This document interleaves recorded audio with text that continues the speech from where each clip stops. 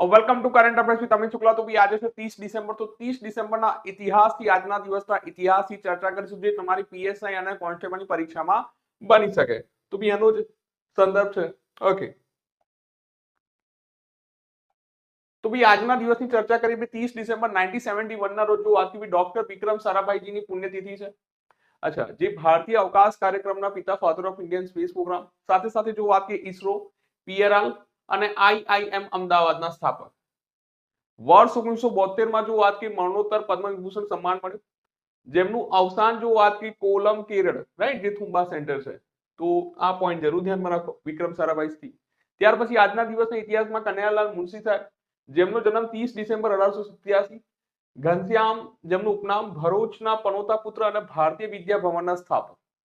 સાહિત્ય જો વાત કરીએ ગુજરાતનો નાથ, પાટણની પ્રભુતા જેવી અમર કૃતિઓના સર્જક।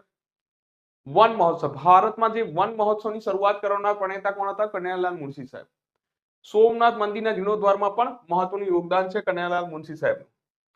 ત્યાર પછી ઐતિહાસિક ઘટનાઓ જો દેખીએ આજના દિવસમાં તો 30 ડિસેમ્બર 1906 ના રોજ મુસ્લિમ લીગની સ્થાપના થઈ। ક્યાં આગળ? ઢાકા, બાંગ્લાદેશ ખાતે। જેના સ્થાપક કોણ હતા? તો નવાબ સલીમુલ્લાહ ખાન। જેના પ્રથમ અધ્યક્ષ કોણ હતા? આગા ખાન થી। આનો હેતુ શું? તો બ્રિટિશ ભારતમાં મુસ્લિમ ના હિતોનું રક્ષણ કરવું। તો આ જરૂર ધ્યાનમાં રાખજો। મુસ્લિમ લીગની સ્થાપના થયેલી 30 ડિસેમ્બર જો વાત કરી। ઓકે, ધેન 30 ડિસેમ્બરના રોજ વર્ષ 1943 માં શું ઘટના બની? તો સુભાષચંદ્ર બોઝે પોર્ટ બ્લેર ખાતે ભારતનો પહેલો ધ્વજ ફરકાયો હતો। જ્યાં આગળ નામ ચેન્જની વાત બી અંદમાન શહીદ દ્વીપ નામ અપાયું અને નિકોબારને સ્વરાજ દ્વીપ નામ અપાયું। આ પ્રથમ આઝાદ ભારતીય પ્રદેશ ગણાયો। તો આ બી તમે ધ્યાનમાં રાખી શકો। ત્યાર પછી જો ઝડપી પરીક્ષાલક્ષી તથ્યોની વાત કરીએ આજના દિવસે સોવિયત સંઘની સત્તાવાર સ્થાપના થયેલી 30 December 1922। Vikram Sarabhai space centre કેરળમાં આવેલું છે।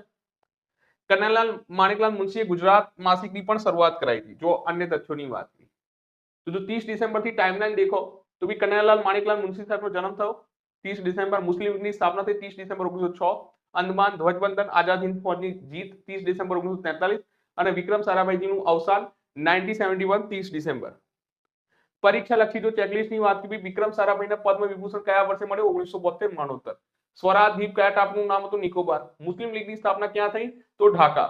ઘનશ્યામ કોનું ઉપનામ છે? કનૈયાલાલ માણેકલાલ મુનશી સાહેબ। અને ભારતીય વિદ્યા ભવનના સ્થાપક કોણ? કે કનૈયાલાલ માણેકલાલ મુનશી સાહેબ। તો બી ડેલી ઇતિહાસનો જો વિડીયો દેખવા ઈચ્છતો હોય તો આપણી આ જે ચેનલ છે એને જરૂર સબસ્ક્રાઇબ કરી લો, ઠીક છે ને। જો વિડીયો યોગ્ય લાગે તો લાઈક શેર જરૂર કરો।